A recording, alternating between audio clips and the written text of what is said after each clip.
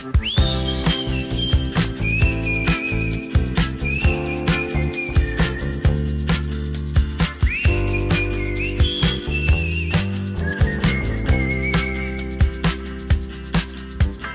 everybody, welcome back to Better Car Washing Everywhere.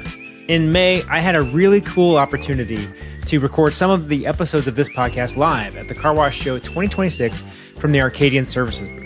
Several of our upcoming episodes will be those conversations. Now, I was especially excited about the conversation I had with Mike Ohlinger. He and his wife Mel run OhmCo, a car wash marketing agency that many of us are familiar with, but I wanted to have him on to talk about AI in the car wash marketing space and everywhere else, because I know he's an early adopter and has been seeing how he can leverage AI to maximize his business. So without further ado, let's get into it.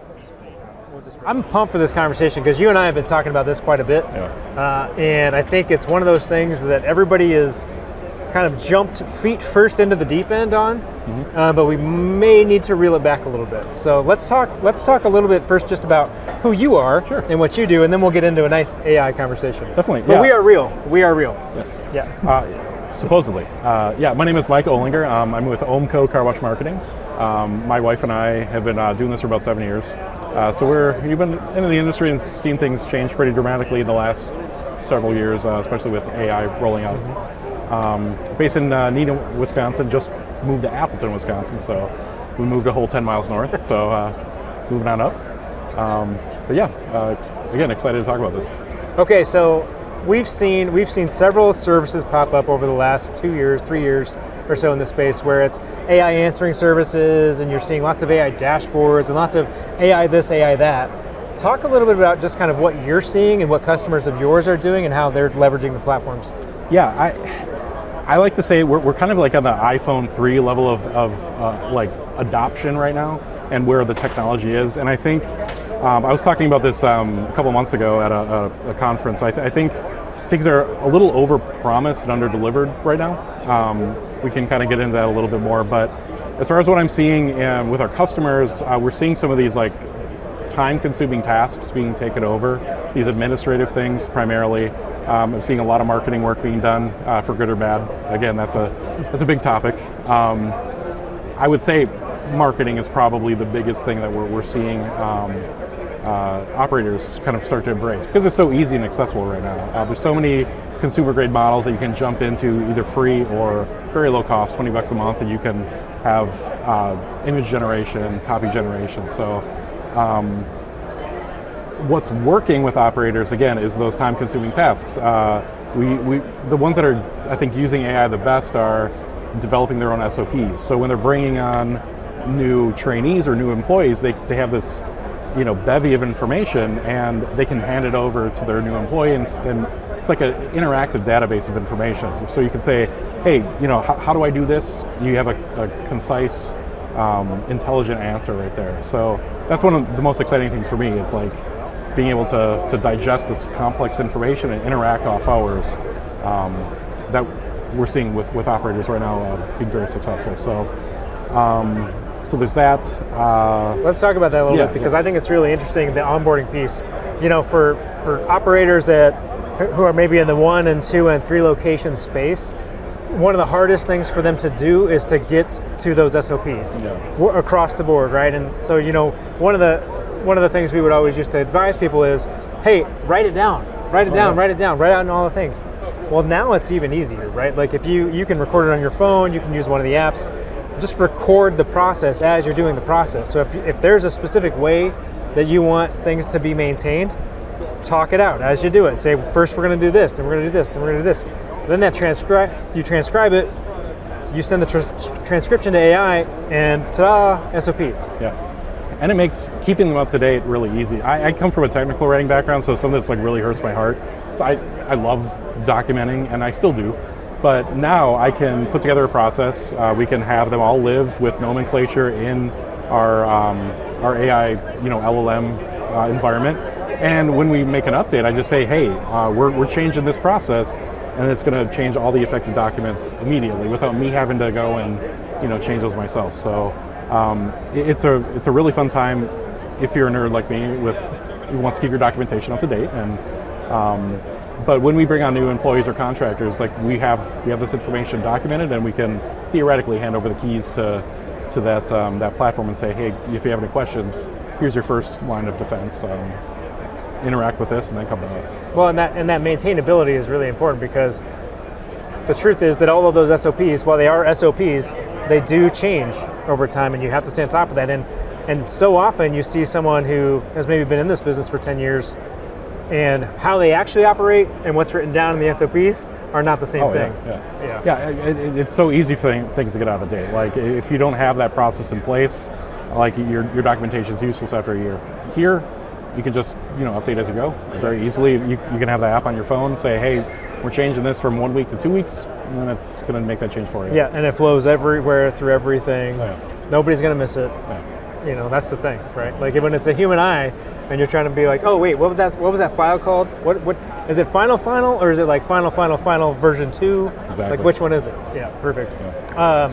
Talk a little bit about from a marketing perspective, right? Because I think that's near and dear to me, because I live in the content space. Yeah. It's a whole like box of worms, ball of wax, bowl of spaghetti. I don't know what it is. It's a mess. Talk about what you're seeing people do. So we're like a design-first agency. So again, this is a little controversial for us. We do, like we use it internally, and we'll talk about that a little later. But when you're using generative AI for images, or even video now, which I'm very firmly against at this point, copy, writing emails, things like that. The biggest pitfall that we're seeing is some of these operators just assume that the output is done immediately. It's ready to go. Yeah, it's ready to go. There's no proofreading. There's no looking at the image and seeing those 6 fingers, or the logo on your shirt doesn't represent your real logo. Those models are going to continue to get better in time, and that won't be an issue in a couple of years probably. But right now, there's a big level of distrust with consumers when they see those errors in your AI generated content. I think I saw a stat. Right now, natively, 73% of people mistrust advertisements that openly use AI assets in them or generated content. So you're immediately starting at a deficit. Now, the way around that is creating really good outputs. Like if you don't have a designer, if you don't have a marketing team, if you're a single site operator and want access to these tools and want high polished looking content, this is a great opportunity for you. But you have to put the work in. You have to make sure that you're making multiple passes of your imagery and your copy to make sure that you're getting away from some of those common AI pitfalls. So it's an interesting thing. Well, it is. It really is garbage in, garbage out. Oh, 100%. And so many people think that first output is final. It can never be final. Not in the AI space. I have a group I work with who their audience skews probably 26 and lower primarily. And the truth is that no one is better at picking out AI than folks in that demographic, and they will be very vocal about it. And so they posted a Mother's Day thing, and it didn't have 6 fingers, but the fingers were very strangely shaped. They were really like not proportionate to whatever, and the hand was like a little too far, like it was, don't know how it got around the waist, it was just weird. But you had to look for it, and I had to look twice because, I'm becoming a man of a certain age. Yeah. And I looked at the comments on this post, torched. They just torched them. And so they had to, this group had to turn off comments. Yeah, the thing is, like, consumers are automatically assuming if you're using AI generated outputs right now that it's lazy. And I don't necessarily agree with that, because to get a good output, you do have to put a little bit of work into it. You have to know how to kind of massage the prompts a little bit. I'm not saying it's art, because I don't think it is. It's not. Coming from, again, my wife Mel, who's the owner and CEO of OhmCo here, she is an artist, classically trained. This is prompt engineering, but there is work that goes into it, and I do understand that. So I don't think using AI is lazy, because again, like, ideally, if you are a single site operator, you don't have a lot of money or resources to put towards marketing, this is a really good opportunity to look polished. one of the things that I really recommend to a lot of operators that we work with, in terms of generating brand new content, use it to upscale existing content. So you don't know maybe you don't know Photoshop, but you took a picture of your self-survey on a rainy day. Hey, put it in there. Be clear with your prompts. You want it to look sunny, nice, a little bit vibrant. Then you don't have to do you don't need to own Photoshop. You can get some pretty good output there. So use existing content and kind of upscale it that way. That's, again, what I recommend to a lot of the operators we work with who might not have the resources. Well, that's a great idea, and remembering that it is an iterative process, and so when you get that first one and it's like, the blues are too blue and it's really bright orange, being able to go back and then say, okay, that's a good first pass. Let's dial it back a little bit, make it a little bit more photorealistic. Yeah. So knowing the words to use and knowing how to talk to the prompt is going to make a big difference in what you ultimately get. Yeah, it's interesting. Video is an entirely different category. I'm a no on video. I'm very much the same way, with a couple exceptions, but I still am. I have very strong feelings towards that. It's expensive to try to generate, very expensive. I very, very rarely have gotten any consistent output when I play with it. I tend to advise stay away from it, far away. There was I don't know if anyone remembers this, I think it was last year or the year before, Coca-Cola did a big push. And this is a multi-billion-dollar corporation with all the resources in the world. They use AI to generate their holiday ad, which is beloved. And, it got rightfully trashed online. So roundabout way of saying, avoid looking at a video at this point, please. I just think it's one of those things that you have to maintain some level of reality. Yeah. And once you get to the point where humans literally are not appearing in the video production that's happening, you lose reality, you lose what you can trust, and you really don't have any idea, especially when you think about why would I not, this might be the worst thing that I'm going to say because then somebody might go do this, but if I own 5 to 10 washes, why don't I just AI create lots of positive customer reviews and not have to worry about trying to go get them? And now I've got all these testimonials, and now this stuff is out there, and they're not real. It's really funny you mention that. So, this isn't necessarily tied to the car wash industry, but we're seeing user-generated content. You see these point of view perspectives. If you scroll TikTok, YouTube, these shorts of people unboxing or reviewing products, and there are services out there which will create fake user-generated content reviews for products. So now you don't even have to include the actual product in the review. Yes. Terrifying. It's terrifying. It's a scary. Or a huge opportunity for somebody. Sure. However you want to slice it. So that's creation on one side. There's the other thing that's coming up is there's a complete shift in search, and AI is driving that because there's the little top summary that comes in, and that's about as far as people go. Talk a little bit about AEO.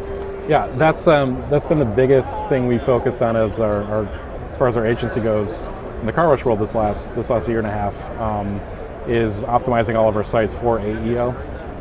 It's exciting for me because I feel like we're kind of going back to traditional SEO standards where we're not just padding keywords in copy anymore on websites. If you remember, I'm sure if you search a recipe for banana, brittle or whatever, you get the life story of your grandma before, and you get the recipe at the bottom, and that's a result of a keyword-driven SEO. So now it's really rewarding authentic, really well-structured content now on your website. We're seeing FAQs work really, really well again, because that's, again, question and answer based content. So are you a touchless car wash? Do you have free vacuums? You can get more granular. Do you offer graphene or ceramic? Anticipating what your customers are going to be asking ahead of time is hugely rewarding in terms of those sections. Blogs too are really powerful again, which I was not expecting to ever happen again, which is nice for me. I love blogs. I love writing them and reading them. So I'm a nerd. But sharing your family story, your history. This is a family-owned wash that's been around for 40 years, and your grandpa started it, and it's gone down through the generations, and here's all the stories, and that's powerful again now. If you're structuring the content in a very specific way. So it's been when somebody comes to us and they want to rank, they want to appear above their competitors or just want to appear in general. That's the very, very, very first thing we look at is, are you optimized for AEO, for SEO, and we kind of check those initial boxes first. And so you said it in a very specific order. You said AEO, SEO. Is that how you're starting your approach these days? So we still kind of adhere to like the traditional SEO standards. Like Google has very specific set of rules, and it's not just what we're making up. Like you can find this online. Like if you really want to, and search for it and geek out. So we really adhere to those traditional SEO rules. What Google's kind of establishing first, and then kind of build the rest of the site around those new AEO standards. What's working, and granted, like this could change tomorrow. We're seeing things are moving so rapidly. So what's working right now might not work a week from now or 2 weeks. It's a really, really interesting time to be a web dev. Well, and is that exciting or is that terrifying for you? Both. Yeah. I can go on Lovable and which is a programming app. There's dozens of them out there, but I can generate a website very quickly using something like that. It's not good.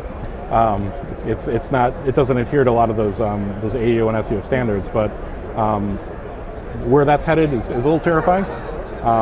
I think the human-generated, intentional, structured content is still always going to win out. I shouldn't say always. It's for the foreseeable future. That's kind of the state of the search and AEO side right now. It's extremely powerful, and a lot of, especially in the car wash industry, a lot of people are not adhering to those rules, and they're not taking advantage of it right now. So if you are, you're probably already ahead of your competition at this point. So does that reward kind of first to market in that space? Like if I'm doing a good job of it and I'm already there, does that give me a leg up? In 6 weeks when somebody figures it out? Not necessarily. I've seen really small operations. Again, these single sites compete with very well-established brands that have been around a lot longer. As long as you're intentional with it and you're doing things correctly, you can get a leg up, which again is why it's exciting for me, where you can be somebody with not tons of resources and compete now without throwing tons of money at Google or Meta. So it's a cool time. Well, and you mentioned that it could change, in 6 hours, basically, because it did. It literally did. Like there was one day when you went to Google and you searched, and it was still what you expected to see, and then the next day, bam! Yeah. It was like, oh, what's that at the top? Oh, that's my new answer, and that's going to be my answer from now on. Yeah, there's such lack of transparency with these major AI developers, where again, you don't really know what's working. So a lot of these things that we're doing today is a result of guesswork or trial and error, A/B testing. It's kind of uncharted waters, and that lack of transparency is cool because again, it rewards that experimentation. And oh, hey, this really worked. Let's replicate it across a couple of brands, and maybe it didn't work for this brand now. And what's the problem there? So you've got to kind of tweak it and adjust as you go.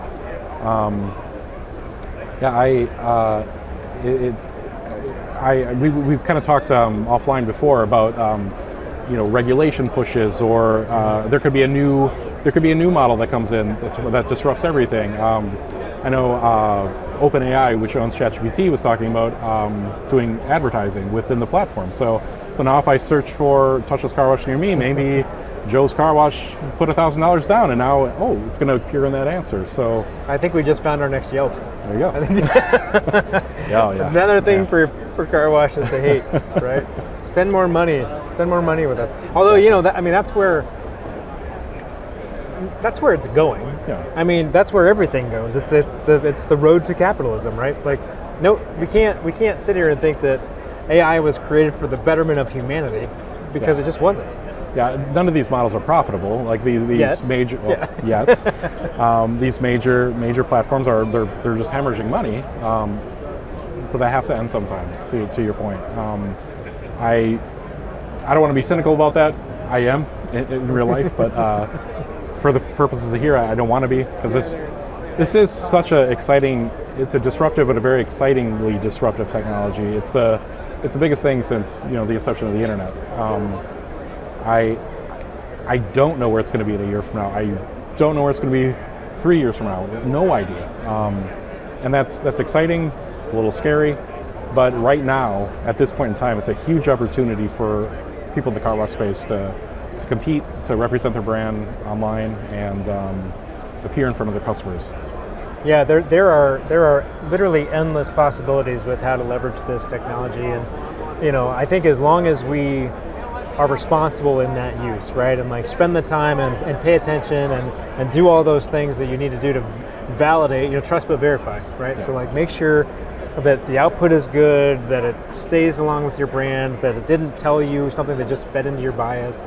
All of these things will lead to better results for us down the road, and I think will give us back a lot of our time in ways that we can then focus that on human-to-human connection. Right. And I think that's important. I think that's where the real opportunity lies.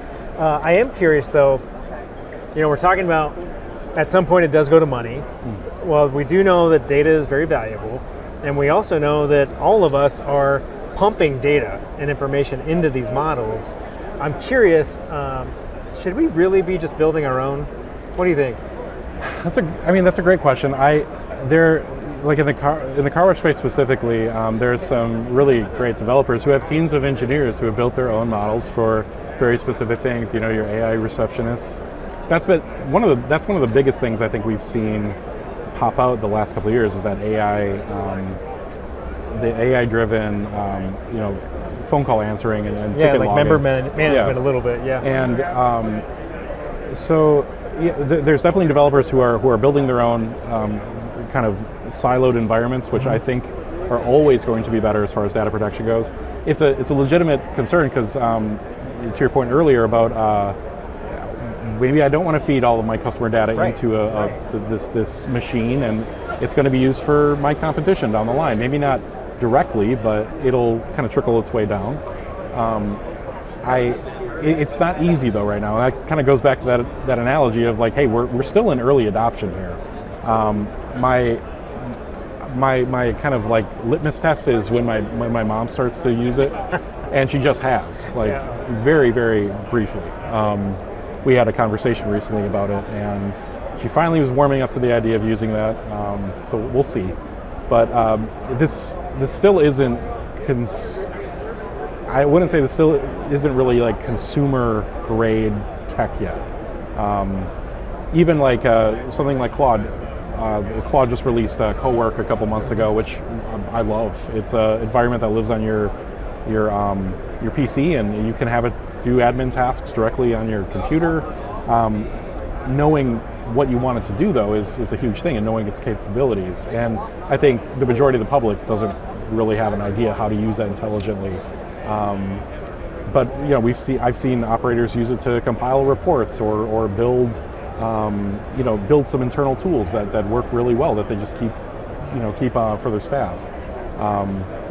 I think we still have a little bit of ways to go until that adoption is really there, and that's when the pricing is going to hike up, and that's when the commoditization is going to really hit, I think. So. Well, I think what's cool about that is really this idea that there's no roadmap for this thing, right? And like to your point, we get to experiment and we get to go all kinds of different directions and figure this thing out. But that lack of education in terms of knowing what it can do, I think is really hard to overcome, because when you look at like a cloud co-work space, well then people are going to get into that and they're just going to do what their friend told them to do. Sure. So I'm going to do that. So it's going to be a long road, I think, to kind of building that out and getting to really comfort levels with it. But I think also trying to build your own, there's stuff that will make that easier for you, but you still got to have a little bit of like tech nerd in you to like go down that path and to do it. So I don't know that that's ultimately where this thing is going, but I do think there's going to be a push at some point around security and, as you said, kind of some regulation around what's okay and what's not, and who owns the data and who doesn't, and all of that kind of stuff. Yeah, it wasn't until recently where very recently where I first was kind of confronted with the reality that I can start running some of these models on my own local machine. And I will say, we take a lot of precautions to protect our data. We have to. We're dealing with very sensitive information, and so we're not just feeding everything in there. But yeah, I think we're getting closer to that becoming a reality. Where what I envision is, especially some of the bigger operations or bigger businesses are going to have that network server built out with their local AI kind of running things. So yeah, I think that's kind of where we're working towards, and I'm all for that. Well, yeah, I think as much as people want to say AI is going to replace lots of things, it's going to replace some things. But I think it's like anything else. It's pickaxe industries, right? It's going to create other opportunities and other jobs and other things that we can do, and then are going to open up opportunities for people. So I'm not doom and gloom on it, other than once the robots start building their own robots, then we might be in trouble. Then we might be in trouble. Agreed. Yeah. Mike, is there anything else that we should be kind of thinking about, worried about when it comes to how we might want to implement AI in our own business? Yeah, just be intentional with it.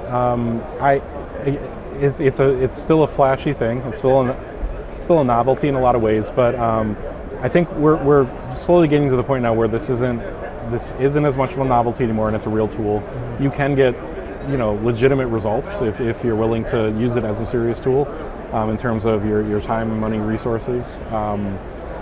It was fun generating images of Muppet versions of me, last year, but now you can do some serious business functions with it. So I'm excited about it, but be wary. There's another point. I've said this before, and I say it a lot. We're still kind of like a grifter period right now. Because it is really easy to build out apps and deploy them and sell them. There's YouTube videos for influencers to walk through how to build these tools, and I'm not seeing a lot of this in the car wash industry, but it's out there for other functions. So just be wary, do your research, and be very intentional with the data that you're willing to kind of send to these models. I think word of warning. Yeah, I think that's super great advice, because we are in a period where things can go from ideation to development to product release so fast because of AI, but that also means that they are untested, they are unsupported, there's no mechanism for updating them down the road. So as someone who might be evaluating any of those kinds of technologies, I think it's super important now, more than ever, to do that due diligence and to ask the hard questions and to come at it with a little bit of a skeptical lens, because if it sounds too good to be true, it really is. Yeah. It really is. Truly. So, last question for you. I always want to know, what's one thing that we can do today, Mike, that's going to make us better tomorrow? Yeah. I'm going to speak from from your online presence. There's an article in this month's Car Wash magazine here that's at the show about, I think Kyle Doyle wrote it, about this common thing that we talk about, the car wash industry being 10 years behind. It was funny kind of seeing it put to words, but just what you can do today is always just make sure your online digital presence is up to snuff. You don't need to sink a ton of money, time, resources into it. There's some very, very basic things you can do. In terms of your website, again, we were talking about the AEO stuff. Build an FAQ section. Anticipate some of those responses or questions that your customers are going to have. Build that out. Start writing about your company. Let's get back to those basics, and be proud of this business and brand that you're building, and get it out there. You're going to be rewarded for it. So yeah, let's kind of build the internet and in turn AI back into this positive fun, info-centric place, and I think we have a lot of opportunity to do so, especially in the car wash industry. Yeah, I think it's going to be super exciting. It's going to be a super fun adventure as we kind of figure it all out and move out of the grifter phase. Yes. I'd like to get out of the grifter phase, although that is kind of fun. Yeah, like you yeah. see some pretty crazy stuff. Like Wild West. Yeah, and that's fine. Yeah. That's fine. Mike, thank you so much for spending some time. I appreciate it, man. Really appreciate having you on. That's just fun.